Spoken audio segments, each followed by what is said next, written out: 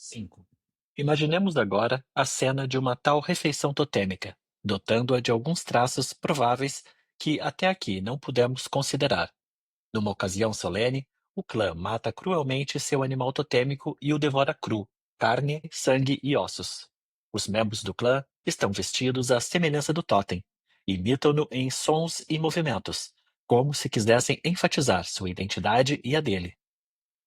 Há uma consciência de realizar uma ação que é proibida a cada um, que apenas pela participação de todos pode se justificar, e nenhum deles pode se excluir do assassinato e da refeição. Após o ato, o animal morto é chorado e lamentado. O lamento pelo morto é obrigatório, imposto pelo temor de uma represália, e sua principal intenção, como Robertson Smith observou numa ocasião análoga, é livrar-se da responsabilidade pela sua morte. Mas, após esse luto, vem a alegria festiva, o desencadeamento de todos os instintos e a licença de todas as gratificações. Sem dificuldade, vislumbramos aí a natureza da festa.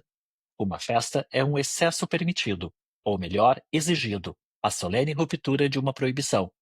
Os homens não cometem as extravagâncias por se acharem alegres devido a algum preceito.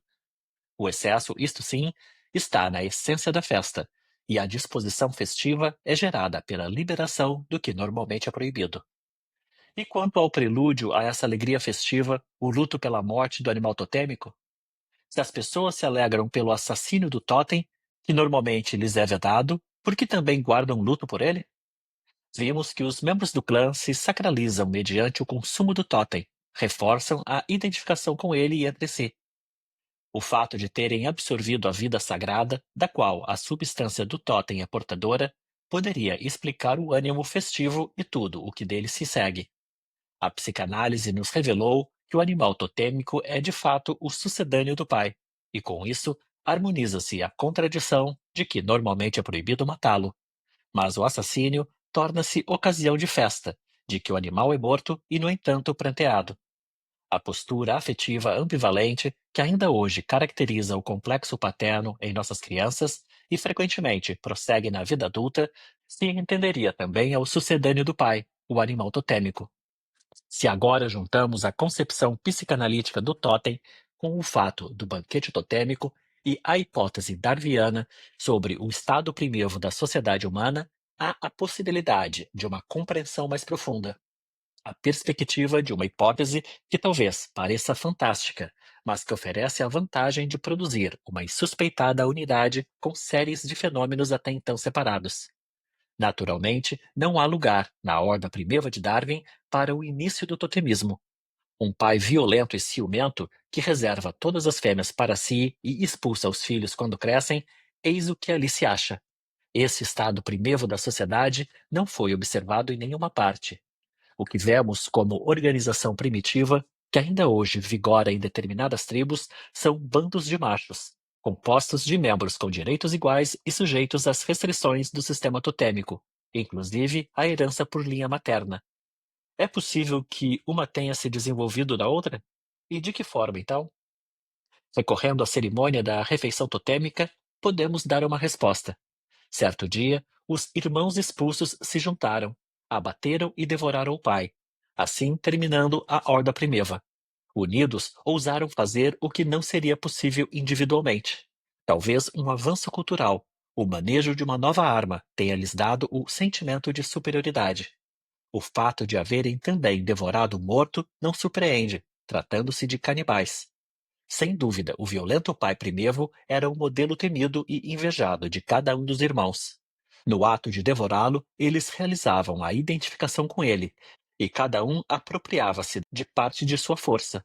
A refeição totêmica, talvez a primeira festa da humanidade, seria a repetição e a celebração desse ato memorável e criminoso, com o qual teve início tanta coisa: as organizações sociais, as restrições morais, a religião, para achar verossímeis essas consequências, fazendo abstração de suas premissas, basta supor que o bando de irmãos rebeldes era dominado, em relação ao pai, pelos mesmos sentimentos contraditórios que podemos discernir no conteúdo do complexo paterno de nossas crianças e nossos neuróticos.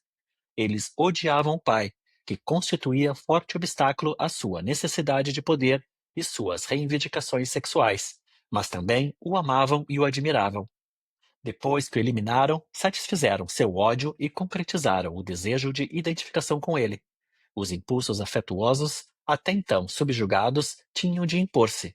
Isso ocorreu em forma de arrependimento.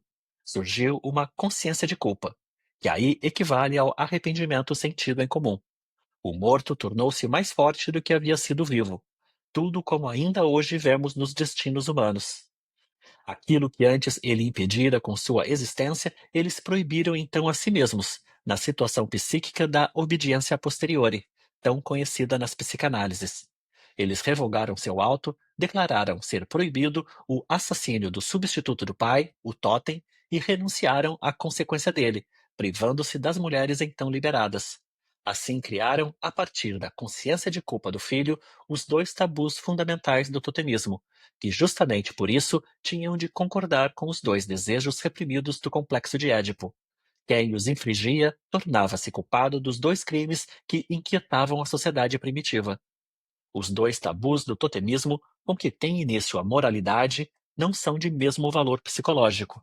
Apenas um, aquele que poupa o animal totêmico, baseia-se inteiramente em razões afetivas. O pai foi eliminado, não havia como remediar isso. Mas o outro, a proibição do incesto, tinha uma sólida fundamentação prática. A necessidade sexual não une os homens, ela os divide. Os irmãos haviam se aliado para vencer o pai, mas eram rivais uns dos outros no tocante às mulheres.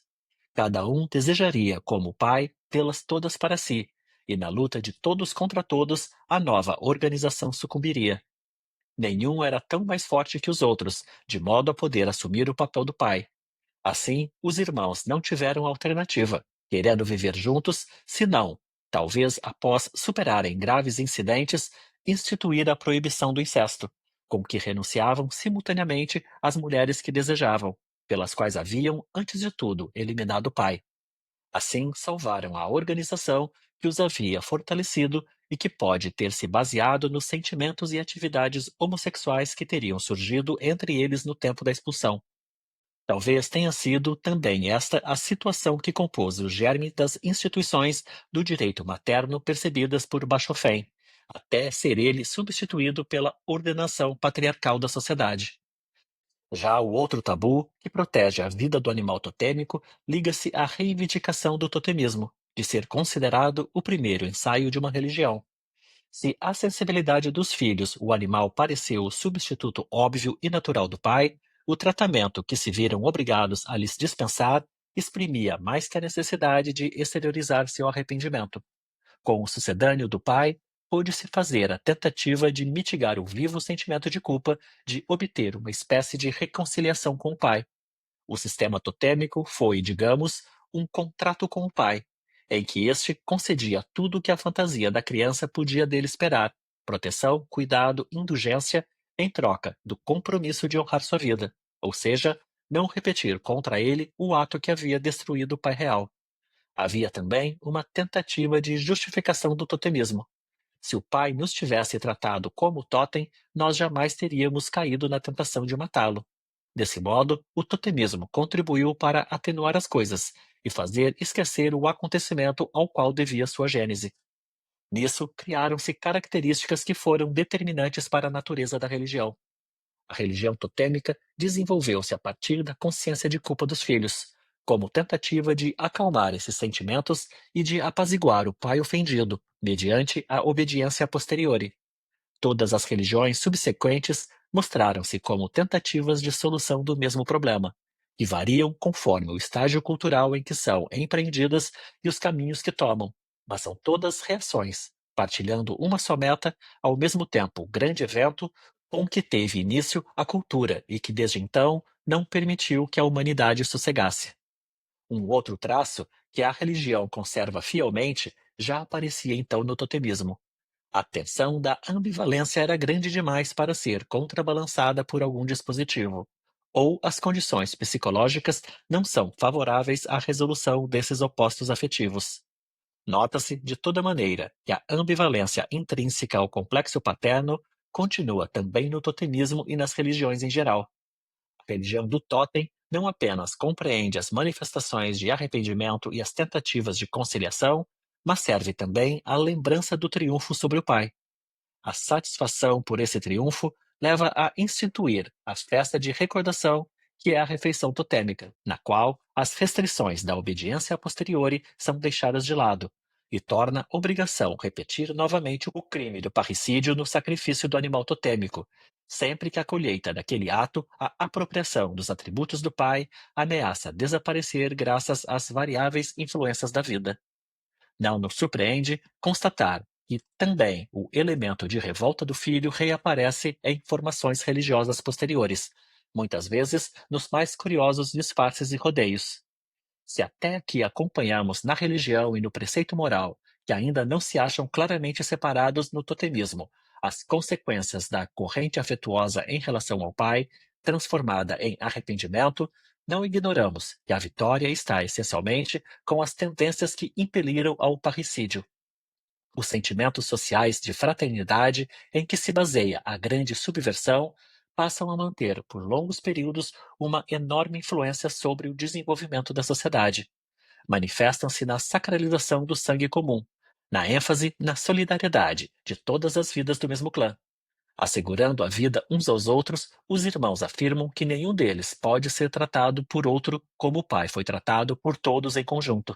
Eles excluem uma repetição do destino do pai. A proibição de matar o totem, de fundamento religioso, junta-se à proibição de matar um irmão, de fundamento social. Ainda passará muito tempo até que o mandamento deixe de ser limitado aos membros do clã e adote a simples forma que diz: não matarás. Inicialmente, a horda paterna é substituída pelo clã fraterno, garantido pelo laço de sangue. A sociedade repousa então na culpa comum pelo crime cometido, a religião na consciência de culpa e no arrependimento por ele, e a moralidade em partes das exigências dessa sociedade e em parte nas penitências requeridas pela consciência de culpa. Contrariando as novas concepções do sistema totêmico e apoiando-se nas antigas, a psicanálise nos leva a defender uma íntima relação e uma origem simultânea para o totemismo e a exogamia.